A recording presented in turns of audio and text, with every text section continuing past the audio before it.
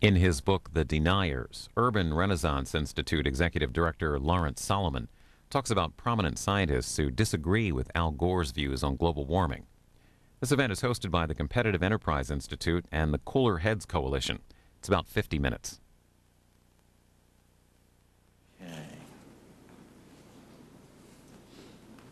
Okay, let's begin. Welcome. Thank you all for coming, and thank you for C-SPAN to being here today. My name is Myron E. Bell. I work on energy and global warming policies at the Competitive Enterprise Institute here in Washington. It's also my privilege to chair the Cooler Heads Coalition, about which more in a moment. I want to begin by thanking Mark Morano of the Senate Environment and Public Works Committee staff for arranging for us to have this room today, and also to thank Senator Inhofe, the ranking Republican, and Chairman Barbara Boxer. The Cooler Heads Coalition is an ad hoc coalition of approximately 24 groups that question the scientific case for global warming alarmism and oppose energy rationing policies. We have done a number of things over the years since being founded in 1997, the year the Kyoto Protocol was negotiated. And I want to just tell you about the resources, the public resources of the coalition. First is the website, globalwarming.org, and I urge you to look at it. And if you go to globalwarming.org, you can see a sign-up sheet to receive the newsletter of the coalition by email almost every week. It's called the Cooler Heads Digest. I was going to bring copies of this week's digest, but some incredible technical difficulties of my colleague William Yateman's computer. He boasted all week that he'd just gotten a new computer, and as soon as he tried to produce the digest on it, the program wouldn't work. And the other resource of the coalition is this long series of Hill briefings. And we have had many distinguished scientists and economists and experts on almost every aspect of global warming policy over the years. I think today's event is our most unusual. And the reason I say that is because we don't usually offer a briefing opportunity for one of the world's leading environmentalists. In fact, we never have. But we are very fortunate today to have Lawrence Solomon, the author of The Deniers.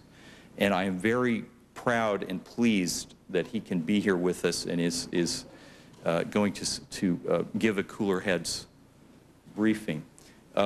He is clearly an outstanding person. He's had an outstanding career really building the environmental movement, and the more I learn about him, the more I respect him. And I have to say, we've never had one of the world's leading environmentalists as a speaker before, but now that I know him and now that I've read his outstanding book, it's highly readable, and many of the speakers that we've had over the years are featured and profiled in the book. But now that I have had a chance to read it and to learn about him, I am going to have a lot more respect for some of the policies. I'm going to I'm going to listen to him when I need some, when I think that some of the things I read about the environmental movement and I think how, you know, silly or nutty they are, I'm going to consult him first, because I think he is a man who deserves a great deal of consideration. And I also think that he may be, you know, stepping out further than is prudent for him in writing this book, The Deniers. It isn't going to make him any friends because we have established, of course, that there is a consensus on global warming science. But I'm not actually here to introduce him. I'm here to introduce his publisher, Richard Vigilante, of Richard Vigilante Books, who has had an outstanding and incredibly varied career in the conservative movement and in media. And I'm not even going to begin to introduce him. I'm just going to say welcome, thank you for publishing this book, and thank you, Lawrence Solomon, for being with us today. Please join me in welcoming Richard Vigilante.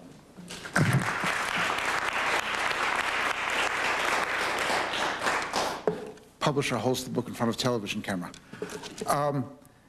I'm not, actually, that was a great introduction to Larry. I'm just going to say one thing, which is that we believe that this book and Larry Solomon, the author of the book, are incredibly important strategic tools in this debate.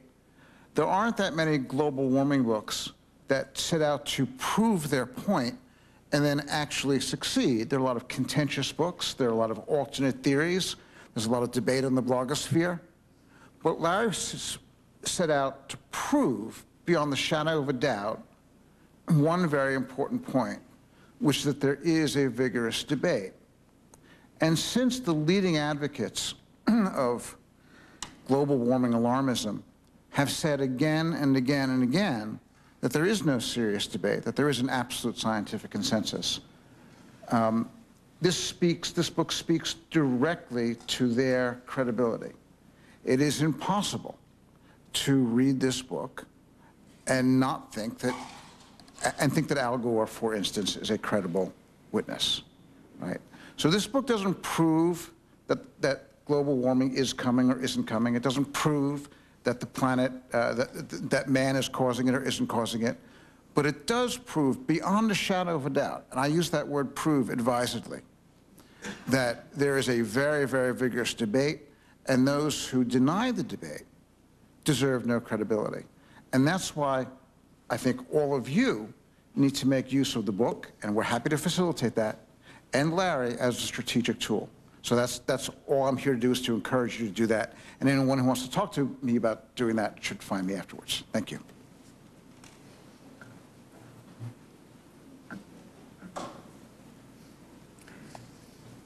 Thank you, Richard and Myron, for those introductions, and thank you all for coming to this book forum. I've been grateful for a long time to CEI and the Cooler Heads Coalition and Myron, and also to Fred Smith, who isn't here, for the integrity and the tenacity that he and they have shown during this entire global warming debate. Fred isn't here, so I can tell some tales out of school. I first met Fred 25 years ago, not far from here, at a conference sponsored by the American Rivers Association. We, the conference participants, were meeting to save the world's river valleys from development sponsored by the international development agencies such as the World Bank and the multilateral development banks. The conference had the usual suspects. There was Sierra Club and NRDC, Friends of the Earth, Cultural Survival, Survival International, among others, including my organization, the Energy Probe, or Probe International from Toronto. And the conference also had one very unusual suspect, and that would be Fred Smith, who shared with us all a concern about the harm that the World Bank was causing around the world.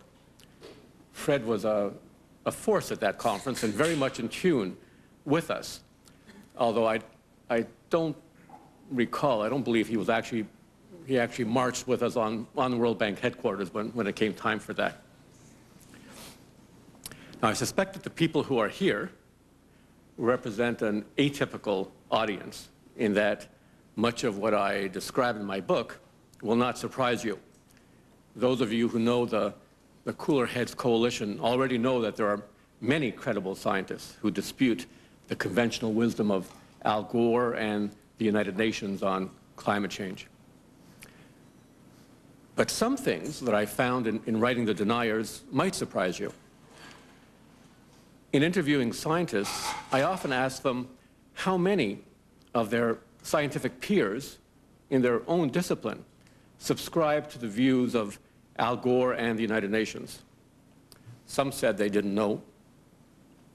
Some said that they thought most of their peers did. But more often, they answered that most scientists in their field rejected the United Nations position on climate change.